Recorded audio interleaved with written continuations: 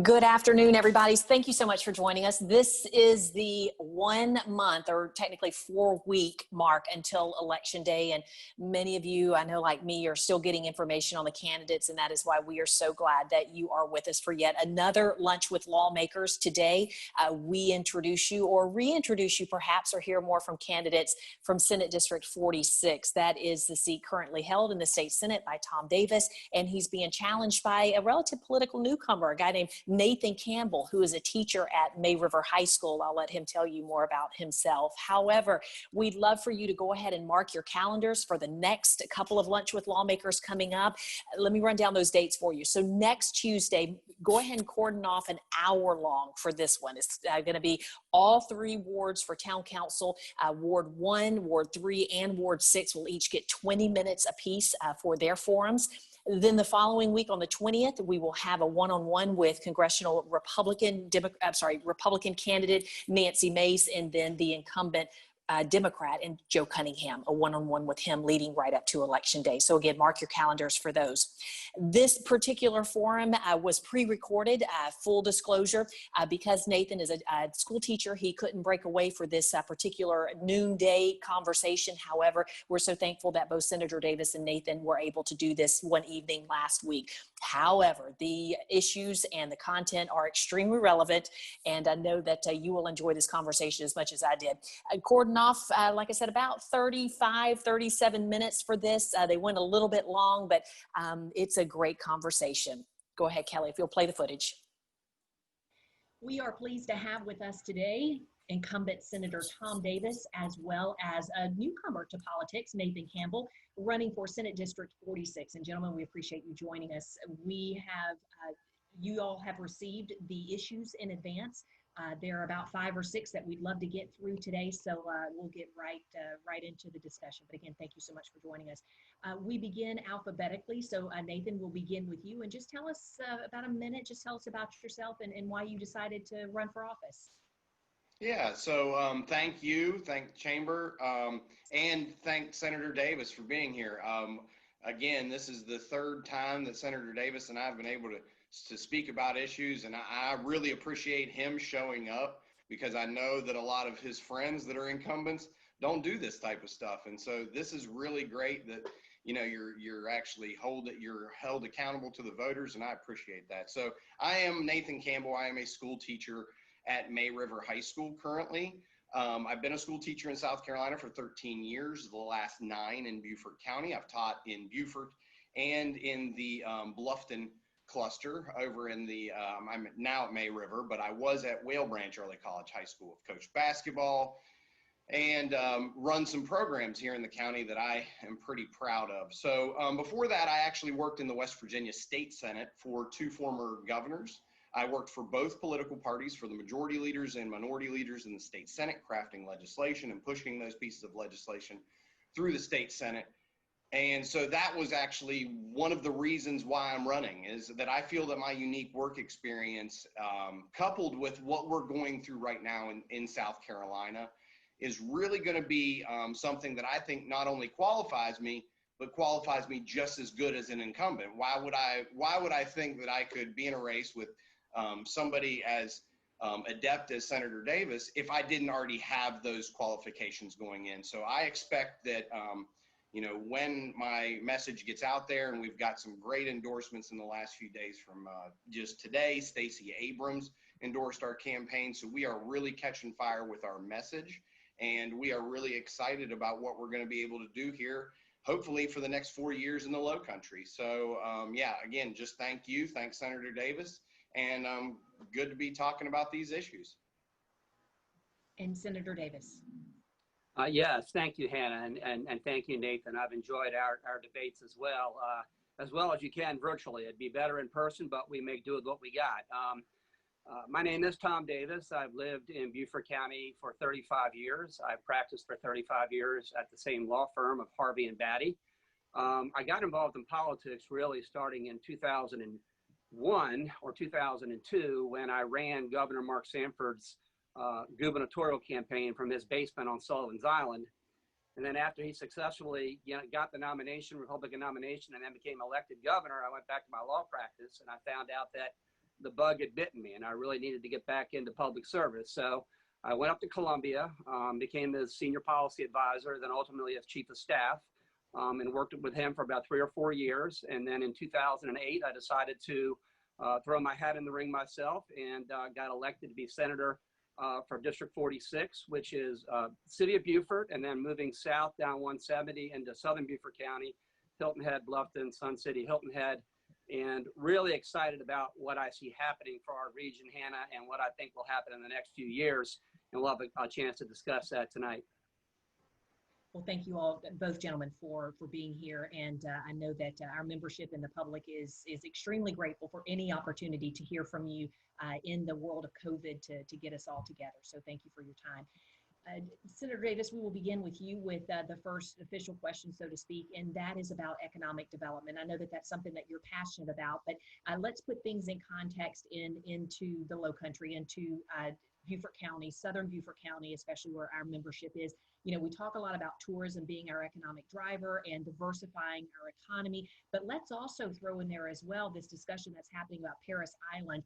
What do we need to do to create jobs, save jobs, and Parris Island? Yeah, I guess I'll start with the last point first, Hannah. I've been involved in these efforts before, earlier rounds of BRAC, which have concerned the air station, not Parris Island. But understand what you have to do in order to make the case for your base, to make the case for the strategic mission, for the cost efficiencies and things of that nature. Governor McMaster has actually asked me to come up to Columbia on Thursday. There's going to be a meeting of the South Carolina Base Task Force to start mapping out our strategy in terms of making that case for Parris Island. Military.com, you know, that story that was there last Thursday sort of was a wake-up call for all of us, that even something as iconic as Parris Island, you periodically have to justify it. And I think that we can make the case that integrated gender training can take place on Parris Island. That's really the core reason why they're considering someplace else. So we need to make the case as to how we can upgrade infrastructure or upgrade facilities so that that integrated gender training can occur there, and how that's more cost efficient than building something from scratch. Second to that, we also have to address climate change and rising sea levels, and put in place, you know, protocols and measures to mitigate what might be something that threatens Parris Island in years to come. So I envision that to be a very comprehensive effort, and I'm really looking forward to getting that started on Thursday. Now, in regard to the region as a whole, there's just been some incredible news in recent weeks, Hannah. About 3 weeks ago, we got the announcement that $350 million is going to be invested in Early Branch in Hampton County on a 1,000-acre tract, you know, sort of a controlled environment agricultural center, which is going to create 1,500 jobs. Last week, we had another announcement, an even bigger announcement, quite frankly, Exit 3 in Jasper County, which is going to have distribution centers, other industrial space, and things that are ancillary to the port in Jasper, and more importantly, ancillary to the port in Savannah and in Jasper, because although immediately it will take care of some of the shipping needs that Savannah has at its Garden City terminal, as Governor McMaster said during the press conference last week, this accelerates the timeline for the Jasper port. And that's something I've been working on since I was Governor Sanford's chief of staff. There's another announcement likely to come in the next few weeks in Jasper County in the Sherwood tract. An original equipment manufacturer is looking at that site for a place to manufacture cars. So what we're seeing in our surrounding rural areas is tremendous commercial growth, tremendous manufacturing growth.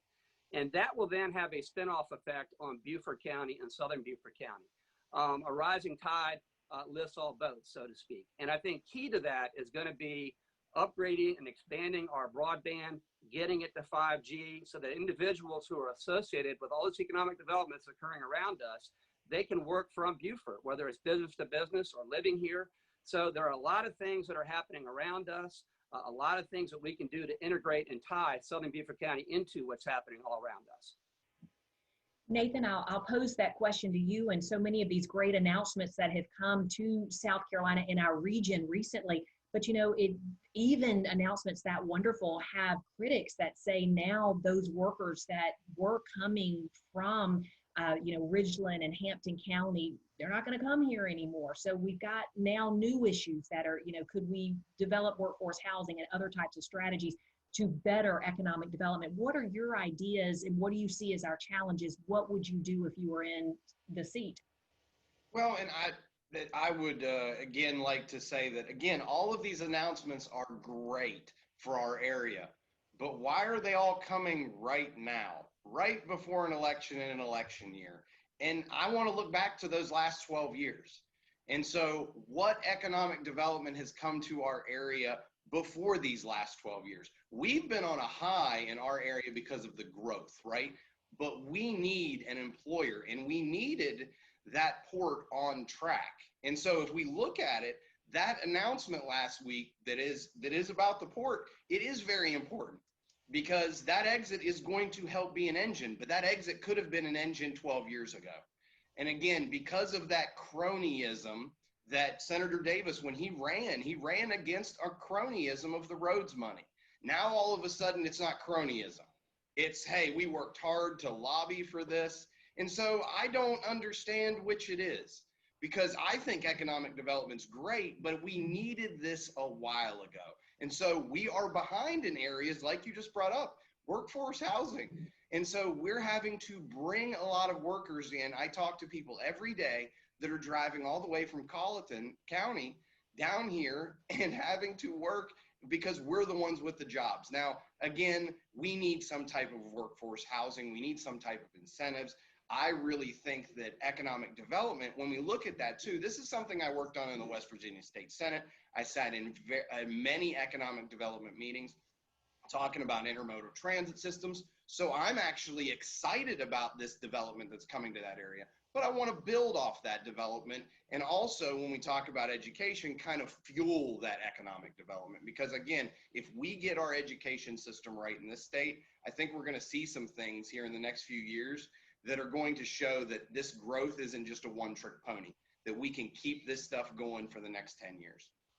Let's stay on economic development for just a minute, and Senator Davis, go back to you. And let me ask you, there are a lot of these big picture announcements. Let's talk about small business, because that really, for our membership, is something that's close to our heart, and the majority of jobs are produced by. What can we do, especially now in the season of COVID, to really strengthen and galvanize our small businesses after what they've been through? Many of whom, if they try to apply for a loan right now, have such holes in their P&L, they could never even get a loan to be able to have working capital. What can we do to keep our nonprofits, our minorities, and our small businesses alive? Good question, Hannah. And one thing that we can do is something that we did last week in the General Assembly. As you'll recall, the federal government gave us about $2 billion in CARES Act COVID-19 relief money. And last week, we allocated the expenditure of the remaining 600 and some odd million of that. 420 million of it went right into the Unemployment Insurance Trust Fund. And the reason we had to do that, Hannah, is that trust fund had been depleted over the past several months as benefits have been paid out to individuals who have been laid off or couldn't go to work. And if we hadn't put that $420 million of the remaining 600 million of COVID money into the Unemployment Insurance Trust Fund, there would have been a tax across the board for every single business in South Carolina at a time when they can least afford to pay it. What we also did last week in the General Assembly is we passed business license reform. Businesses are going to find it much easier to comply with the law. They're going to find out that there's not multiple jurisdictions they have to file in, and you're going to find a business license tax that is much more equitable to businesses than has historically been the place. Speaking more generally and more macroeconomically, I've always talked about our tax structure in South Carolina. It's very punitive in regard to the high top marginal income tax rate. And we have a lot of exemptions in our sales tax code. In fact, we exempt more in sales taxes than we collect. So I think fundamental tax reform, where you sunset those sales tax exemptions and you take the revenue stream that is generated as a consequence of that and use that to fund to lower down the top marginal income tax rate, that's yet another thing we can do to benefit the business climate for our small businesses. So those three things, I think, Hannah. One, making sure that there's not going to be increased unemployment insurance taxes by replenishing the trust fund with CARES Act money. Two, by having business license tax reform. And three, by comprehensively addressing the tax code so that you don't have a sales tax code that's riddled with loopholes. You can collect that revenue and use that to lower the top marginal rate for all businesses. Nathan, your opinion is what the General Assembly has done in its, working fast and furiously on these types of COVID relief, in addition to Senator Davis's ideas. Would it be enough, or do you have other ideas? And again, I think when we're talking about small businesses, they are the ones hurting right now. So any type of relief that we can give them, especially if it is in areas of in tax relief, is very important. But one of the things that I do want to kind of stress is that the business tax structure, these loopholes got there for a reason, and they're there because of career politicians. And so I'm a school teacher. I want to get in there and take on some of these issues because I don't have special interests to worry about. And so when I'm out there crafting pieces of legislation, I'm going to kind of be a little bit more gung-ho and a little bit more aggressive in trying to close some of these loopholes that, again, people have benefited from, but those people are not my people, and they're not people of the low country, because they wouldn't be taking advantage of a tax structure that was pretty much written for them. So when we talk about small business, that's the engine, right? So we talk about education and small business. Those two things can kind of fuel economic development and bring in high paying jobs. That's I think if we can, again, minimize what we're trying to do and help those small businesses, I'm really excited about, hopefully their comeback after this is all gone. A small spinoff question on economic development as well, Senator Davis, about tourism, because it is our number one economic driver here among our membership. Are we doing the best job we can in South Carolina to promote tourism? Do you think that we're inviting too many? It sounds like a crazy question, but a lot of residents, the ones who push the buttons in the ballot box, think we're inviting too many in, too often, too much. What are we getting right on tourism, and what do you feel like we need to change and expand on in order to position ourselves in our tourism industry? Yeah, I think, we have obviously tourism is the primary economic driver on Hilton Head. And one of the things that COVID-19 exposed is somewhat of a division on Hilton Head between those who live there, who feel like their quality of life may be impacted by aggressive tourism marketing, and those businesses that depend upon those tourists for their lifeblood. So there is that sweet spot and that balance that we have to strike.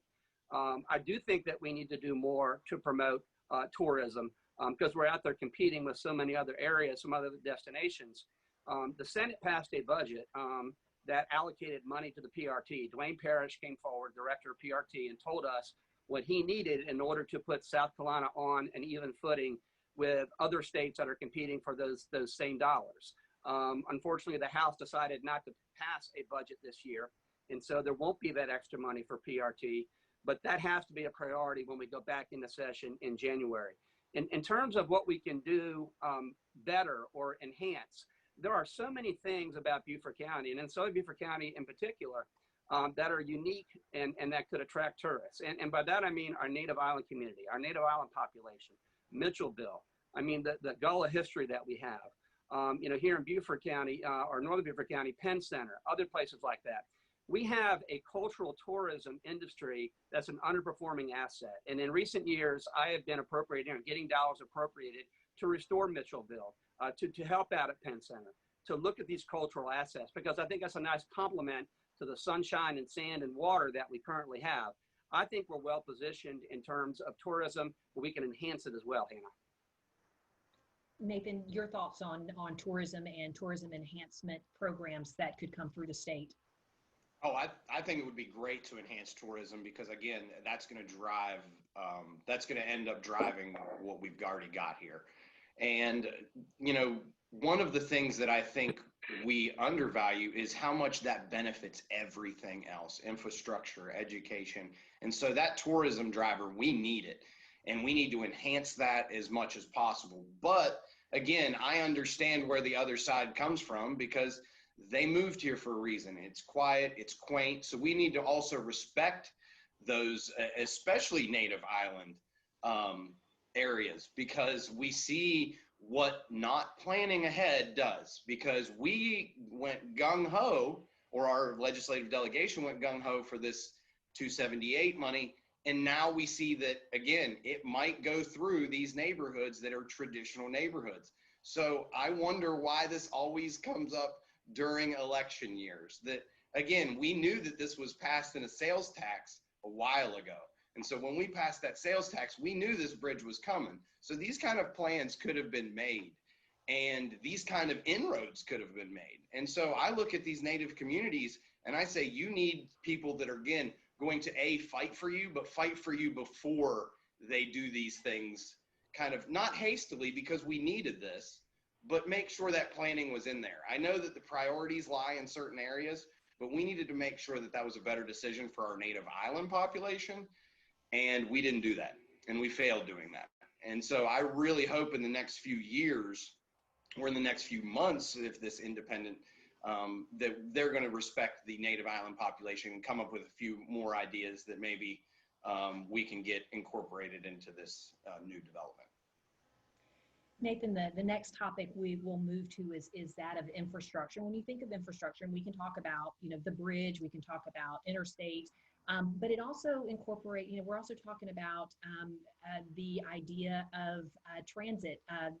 We're talking about airports and multimodal, thinking roads and bridges and in rural areas, state roads and what do you feel like I'm asking, from the Chamber of Commerce here, businesses that, face productivity issues because of infrastructure, slow traffic, time across bridges on interstates. What do you feel like you could do as a state senator to improve our infrastructure or place your priorities in different areas other than where we seem to be?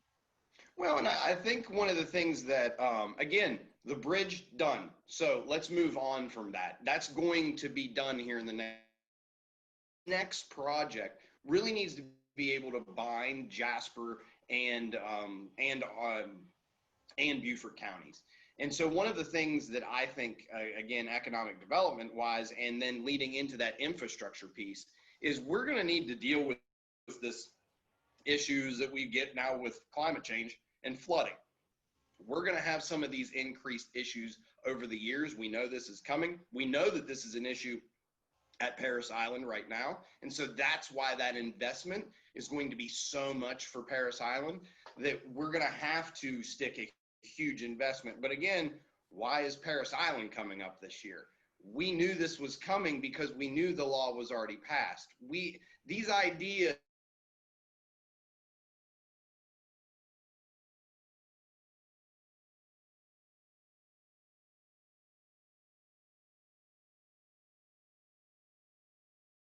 that name recognition is really what it is.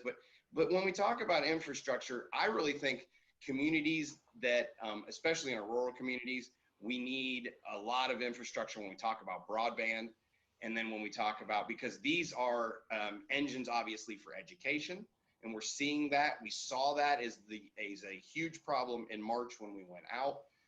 But when we talk about that infrastructure piece, I really think it's going to be something that connects with our growing idea of the Jasper Ocean Terminal, and really kind of getting that back on track. Because again, we really need that to be the engine to bring in that large employer that kind of binds our area. I mean, if you look to the other areas of the state like Spartanburg, and you look to the areas like Charleston, they have that large employer. And I think that our growth is going to be very attractive. Also, our closeness with the port in Savannah, and the growth of Savannah as well. So I think that we're at a key opportunity, but we need to make sure that we're doing things. We're getting these infrastructure dollars, not every 20 years, but once every 2, once every 4 years in smaller projects. So we're going to have to be fighting, for the next few years to kind of make sure that we're able to maintain the amount of funding and increase that hopefully in the near future. Senator Davis, you have advocated for, in your role, for many projects that have benefited infrastructure, and those have been wonderful. But like Nathan said, we are facing a new numbers, new growth. Where do we go from here, and where do you place your priority? Yeah, let me first start by saying that when Nathan says we knew the bridge was going to get built when we passed the 1 penny sales tax, that's not the case. That raised $80 million. So the cost of the bridge is $240 million. And so what this legislative delegation had to do was get the remaining money $160 million from the state of South Carolina. And our delegation successfully got $40 million from DOT. And we got $120 million from the State Infrastructure Bank. And to give you an idea of what we were up against, the State Infrastructure Bank had $360 million this year to spend on roads and bridges. Beaufort and Jasper counties got half of that, $180 million. I mean, so that just doesn't happen. You've got Greenville and Spartanburg and Rock Hill and Charleston, and they're all making their best cases to get that money. Our delegation got that job done. Okay, so let's go ahead and put a marker there on that. In terms of going forward, I've worked with Christy Hall, and I've also gotten a commitment from DOT that they're going to widen and expand and repave I-95 to 6 lanes from the Georgia line up to Walterboro. Those are critical pieces of infrastructure. Now, in terms of where we go from here, I think we need to be very, very careful that we don't become in Southern Beaufort County like Mount Pleasant. Because if we simply build out every single approved density that's on the books right now, you look at the development agreements, you look at the PUDs, you look at the things that are permitted as of right in Southern Beaufort County, you're going to have Mount Pleasant. That is not what the people of Hilton Head or what Bluffton or Sun City or Beaufort, that's not what they want. So one of the things that I'm going to work on next year, Hannah, once this election is behind us, we've had a couple of rounds of rural and critical lands initiatives where we've raised money and we've bought up open space. We've bought up land in critical areas. We need to be even more aggressive in that regard. We need to have a huge rural and critical land bond and then go out there and aggressively buy up some of these densities, buy up some of the densities that are in the PUDs and development agreements, because if we simply build out everything that's on the books right now, we can say goodbye to the low country we know. And if you want to know what it's going to look like, just drive over the Ravenel Bridge in Charleston into Mount Pleasant and look at what that looks like for 5 or 6 miles. That's going to be Bluffton. I don't think that's what anybody wants. So yes, these infrastructure dollars are important, and yes, we're getting that job done. But we have to think more comprehensively about what do we want Beaufort County to look like? Do we want to become like Mount Pleasant, or do we want to go ahead and maintain some of the things that brought us here to begin with? I think it's the latter. Senator Davis, and guys, I'm looking at the time here. We have about 10 minutes left, so I want to get to as many of these issues as we can. So let's rapid fire these. And this is going to be a tough one because I know that both of you as candidates are very passionate about this issue and really want to do a lot, and that is for education and our teachers.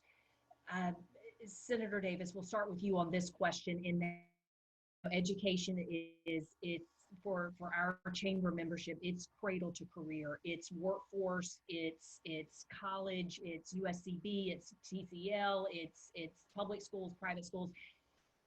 We're not making the grade in some areas, and as the incumbent, Nathan may point the finger to your tenure. He's been doing that thus far, so we really need to look at what's coming in the pipeline for our young people and for our area.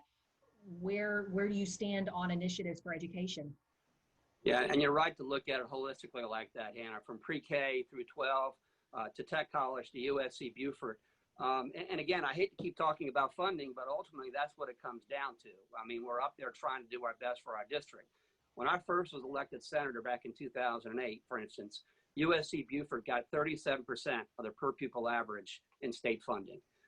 It is this year going to be 78% of the per pupil average, and it would have been 100% had we passed the budget this year, but it will be 100% next year because that commitment's already been made. So you see increases like that across the board. And K through 12, or pre-K through 12, because of the funding formula, the primary vehicle is the Education Finance Act. And because we have a high property tax base, a high index of taxpaying ability, we don't get as much EFA money as other areas do. And in fact, when I first came into the Senate, we were getting almost zero in EFA dollars. That has now been increased to $20 million. And overall, we've seen funding increase for Beaufort K through 12 increase by 45% during my time. So, and this is for a wealthy county like Beaufort that didn't used to get those state dollars. So we are starting to see those dollars coming back into Beaufort County in a more equitable way. 45% increase in funding for pre-K through 12, from 37% of the per pupil average to 78%, and it's going to be 100% next year for USCB Beaufort. Same thing for Technical College of the Low Country. You can ask Richard Gow. You can see the money that we've gotten from Culinary Institute and other capital projects. We're now in a position in the General Assembly, Hannah, with Weston and with Bill Herb Kurzman and Shannon Erickson and myself in the Senate. You know, we're not playing second fiddle anymore to Charleston or to Greenville and Spartanburg. This is our time. This is our decade. And I am really excited to be in the position that I'm in the state Senate and working with my colleagues, Bill Herpersman and Weston Newton, to really deliver for the people of Beaufort County. That's the way things work up in Columbia. It takes a while to learn the ropes. It takes a while to get the experience. It takes a while to develop the relationships. But ultimately, I have a fiduciary duty to go to combat on behalf of my constituents to get a fair share of the tax dollars. And you're starting to see that now. You saw it with the roads and bridges. You're seeing it with economic development announcements. You're seeing it with K through 12 funding. You're seeing it with USC Beaufort funding across the board. That's going to do nothing but continue. Nathan, do you agree? Are our shortfalls in education in South Carolina as a result of a funding issue? I mean, yeah, that's one of the issues. Funding, obviously, in our state was made and has pretty much been an issue that has exacerbated the divide in our state. Beaufort County, we have some great public schools. We have some of the best in the state. I've taught in what's been nicknamed the corridor of shame. I've seen the underfunding of these schools, and I understand how we can attack the funding formula and not worry about raising property taxes. I really, really feel that we have to have transformative thinking when it comes to education, fully funding base student cost, fully funding ideas that were deemed that we needed to have a minimally adequate education. And so those type of, the ways that we used to talk about education are what's holding us back as a state. And I really feel if we can get education right, and again, that involves teacher retention and recruitment, that involves lower class sizes, that involves every aspect that these teachers have been talking about for 2 years. We had to take a day off of school. That's where my advocacy started. I finally got off the bench and had to go to Columbia to speak about these issues because we weren't being heard. And if we saw the actual piece of legislation that they were going to pass this year, it shows they didn't pay attention to us at all. And so we need to get in the game and we need to do these types of things. And so I'm happy that I've got a lot of teachers reaching out to me from across the state and said, wow, you are really brave doing this. And so I think I'm going to take a shot in 2022. And I just said, again, this is how it starts. We have to get people involved to hold people accountable. And when it comes to education, we have to recruit and retain our teachers, and we have to make that attractive. And what happens during an economic recession? Teachers are the first one on the cutting block. Who's the first one to get their pay frozen? We are. Who's the first? Again, we know that we weren't getting into this profession for the money. But we know that when we saw that education bill, that no matter what amount of money they gave us, they didn't hear us.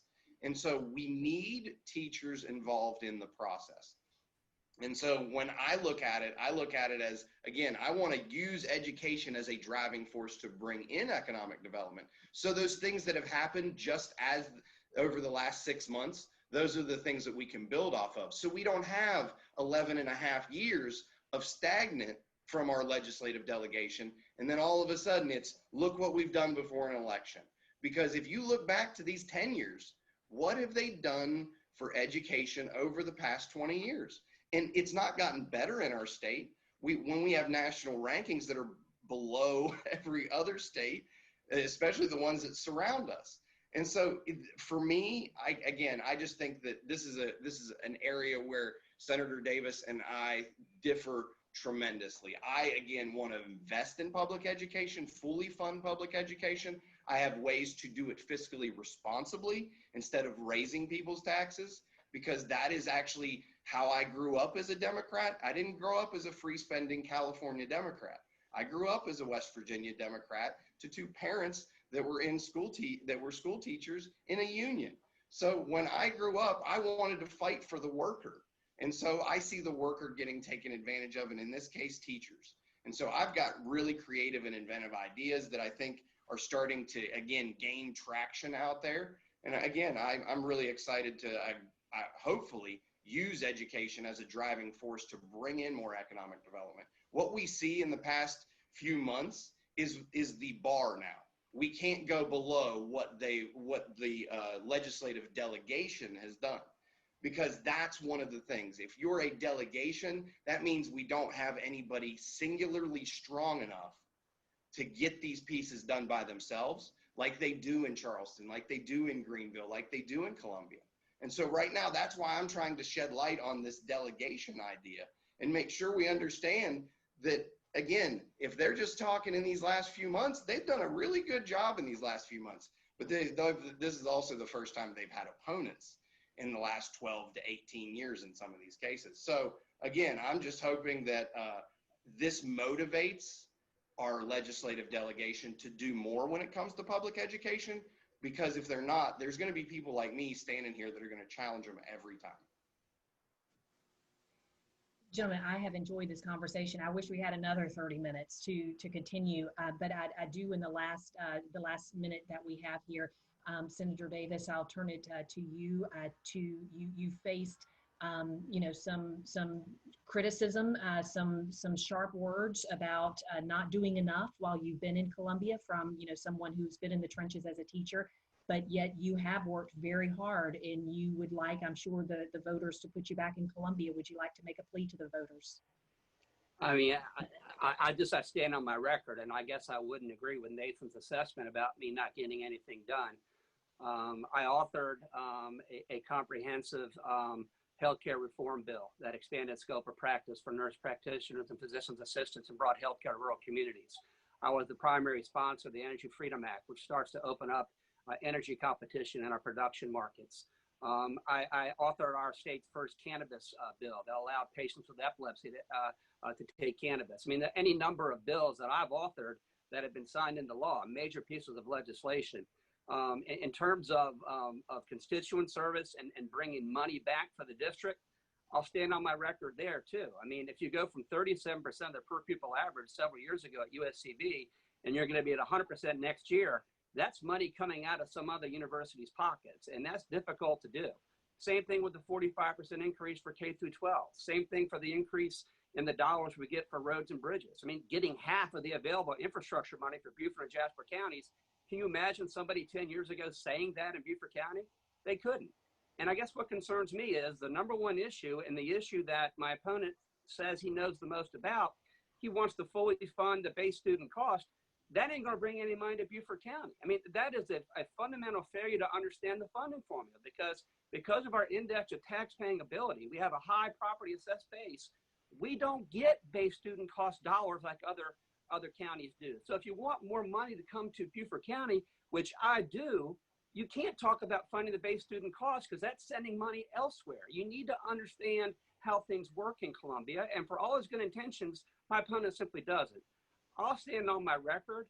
We're bringing back an equitable share of tax dollars to the people of Beaufort and Jasper counties. That is clear, and I look forward to a great next 10 years. Nathan, do you agree with that? And why should folks decide to make a change from what Senator Davis has done during his tenure and vote you into this seat?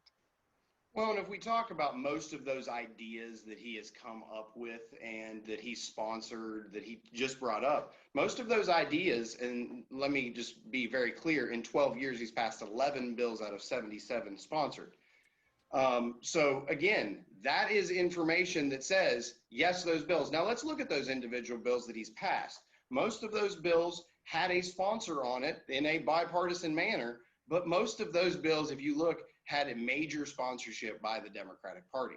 And so what I'm asking is not really a change, because we're going to get major pieces of legislation done if we flip this one district, because this one district then allows Beaufort County to become in control of the state Senate.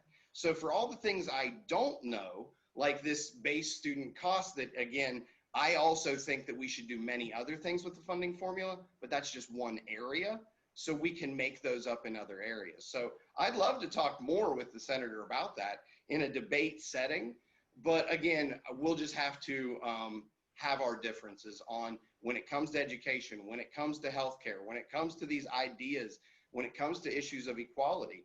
I feel that I am better for our district. So again, I feel I am better for the business environment, just because I'm going to be able to do things. Again, I am 38 years old. When Senator Davis was first elected, he was 48 years old. So we're getting a 10-year head start on some of the things that he says I'll have to learn when I get in there. And so if we flip my seat, we flip the power structure. And if we flip the power structure in the state Senate, we're going to see not only tax dollars coming in, but a fairer system for all South Carolinians, because that's the one thing that he fails to understand is the position of a state senator is to make sure there's good legislation for every South Carolinian, not just the South Carolinians that are in his district. And so I am one that wants to champion real ideas for real hardworking South Carolinians, and especially bring that money back to the Low Country. So I am excited for these last few weeks in the election, and I really appreciate your time and Senator Davis's. Gentlemen, again, thank you for the thoughtful conversation. As one of those hardworking folks, and for our membership that will be watching this, we do thank you for your ideas and how you want to better South Carolina. Thank you, Hannah. Thank you, Hannah.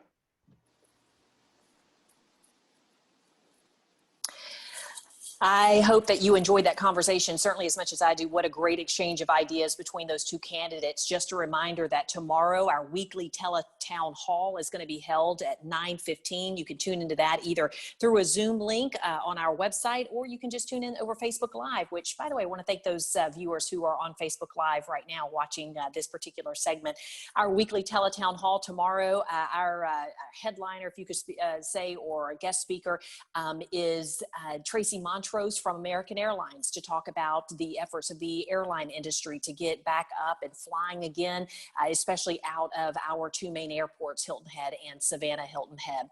Also want to remind you that next week at this time, we will be holding an hour-long forum with our 3 wards for town council, wards 1, 3, and 6. So we hope that you'll tune in for that.